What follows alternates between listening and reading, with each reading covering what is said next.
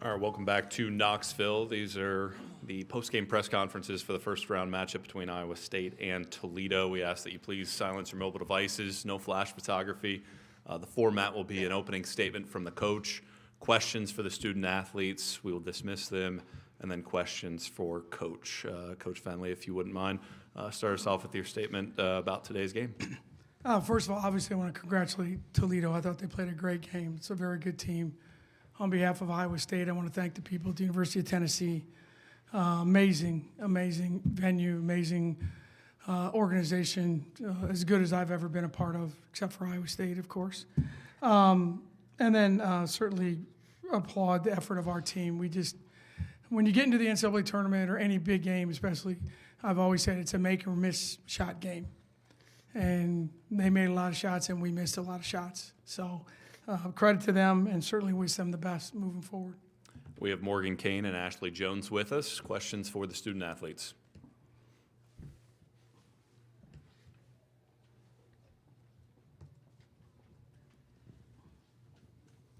Ashley, Morgan, just kind of take us through kind of the pace of that game and how quick Toledo was playing. Was that something you expected, and just what kind of problems did they pose trying to, I guess, slow them down? Yeah, Toledo's a pretty quick team. Their guards really ran the ball down the court, moved the ball fast, and we just had to try and stay in front of them. Yeah, Ashley, they obviously defended you pretty well. Made it seem like you were uncomfortable, never really got in a rhythm offensively. What was kind of the issue that they were presenting to you? Yeah, they doubled in a lot, so trying to find my teammates on the perimeter, kick, but they did a great job, obviously, kind of doubling down on that. And yeah. Ashley, I'm just kind of wondering, as you reflect back now, just has it kind of set in this come to the end for you at Iowa State? Yeah, it's bittersweet, but I've been blessed to play here, and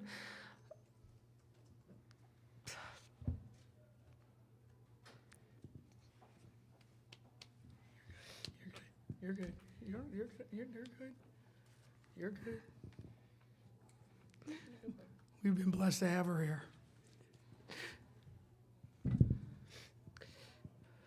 I'll say something. Ashley's had just a huge impact, not only on the court through her leadership, but also off the court. She's really brought us together as a team, and when things get hard and challenging, she's the first one to bring us together, and so really grateful for that leadership, and more to come for her.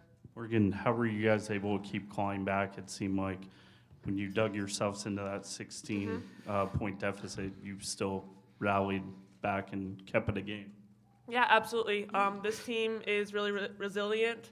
Obviously, today we weren't able to climb out enough, but we always kind of turn towards each other and the coaches, and we were able to make a couple adjustments and keep digging deep on defense and trying to get those stops and push on offense to play our game at the pace we were trying to do.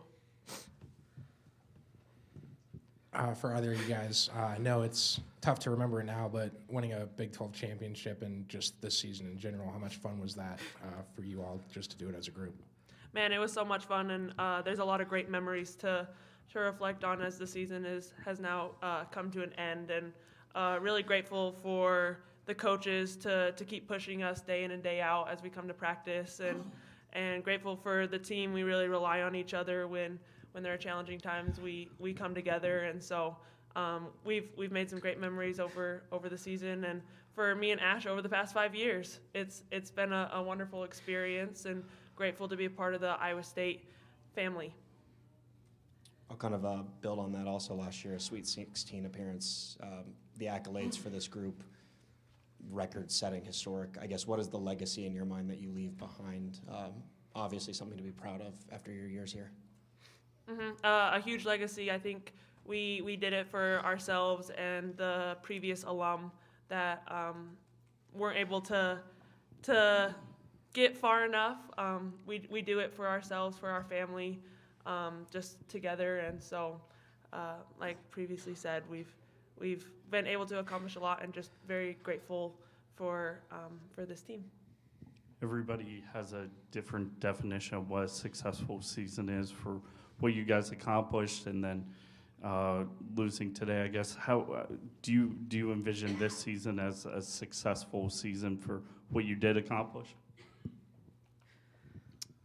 I would say yes. Obviously, it stings, and it's going to set in for a long time that we did things that we didn't do things we should have done in the stretch, and we can always talk about potential, but I think that despite challenges throughout the season, we really rallied around each other, and we tried to make adjustments, make changes to be the most successful that we can be, and we're able to say that we're Big 12 champs, so that definitely has something to say.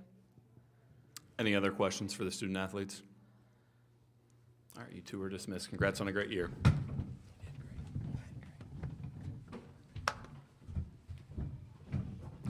Questions for Coach Fenley?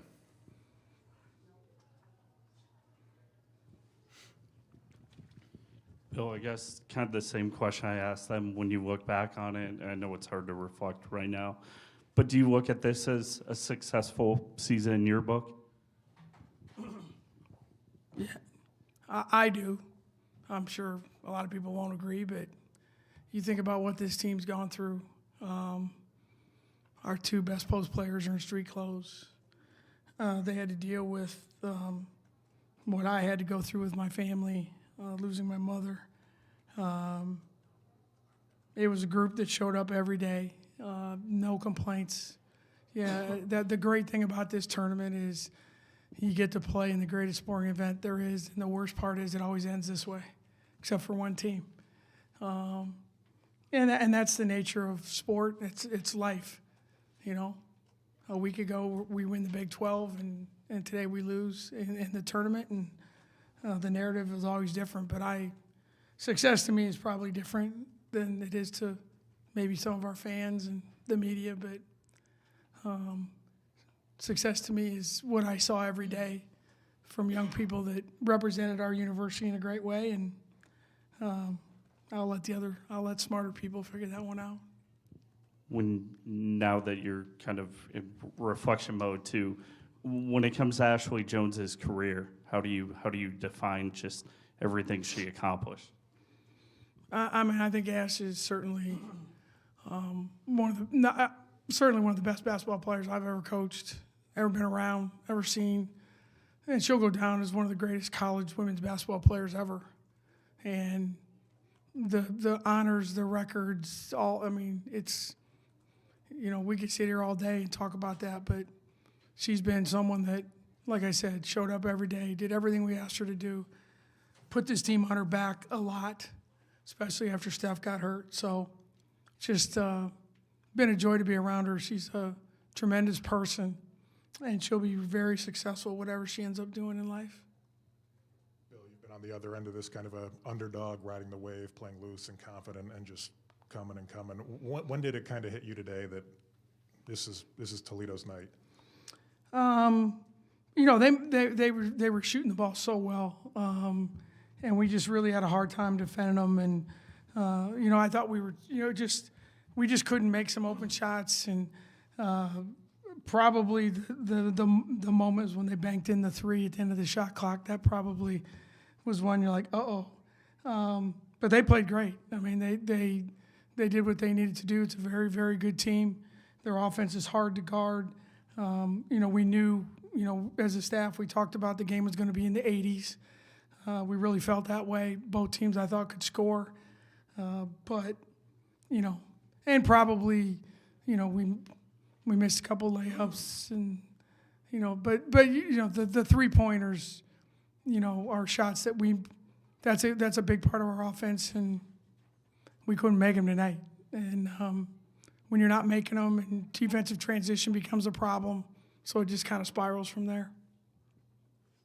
You talked about, make shot, miss shot type of game, and for you guys really struggling from 3-point range, were you happy with the looks you got, or was it just kind of what it's been at times this season?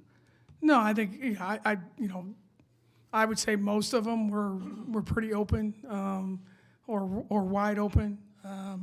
That's a shot you got to take to open up the defense. We tried to get to the free throw line more. We did a little bit better job of that, but I mean, we missed a couple shots, around the basket. The defender's laying on the floor and we can't get it in the basket, and that happens. That's basketball. Unfortunately, it happens on a night when it ends your season. But no, I don't. Yeah, I mean, I can look at the video and say, all right, we probably could have taken 27 instead of 31, but you make 13 or 14 of them, then it's different. But that's the game, and that's the way we play. That's the skill set of our kids, and unfortunately tonight it just didn't go down for us. You might have referenced some of the shots in that last answer, but that 5-minute stretch in the second quarter where you guys were held scoreless, what kind of went into that, and where did you guys go wrong, I guess, there? No, I mean, I think, anytime coaches are the worst at giving the other team credit. It's always, we didn't do this and we didn't do that. They guarded us really well, and we missed some shots. I mean, we only turned the ball over 8 times in the pace of the game. So, we had, like I said, the one play, it happens. We have a post player underneath the basket, misses 3 shots in a row. That happens. We missed a couple layups. We missed an open 3. We, missed a couple free throws. I mean, but it's a combination of things. They defended us really well. You could tell they were feeling good. They're making shots. When the other team's making shots, you can't get into transition. They set their defense. And when they're making shots, we can't get in transition. That's for 5 minutes. I think that was the thing. They got it moving up and down, and we didn't. And to their credit, they made the plays. What was your message to the team after the game? I think the biggest thing is I want them to understand what they accomplished. This stings, and it should. If it doesn't, you shouldn't be in the locker room. But I think the biggest thing is I just told them, if this is the worst day of your life, you're going to die a lucky person. And I wanted them to appreciate and understand. There's a lot of people in that locker room that really, really did a lot for them. And I want them to understand that and remember that.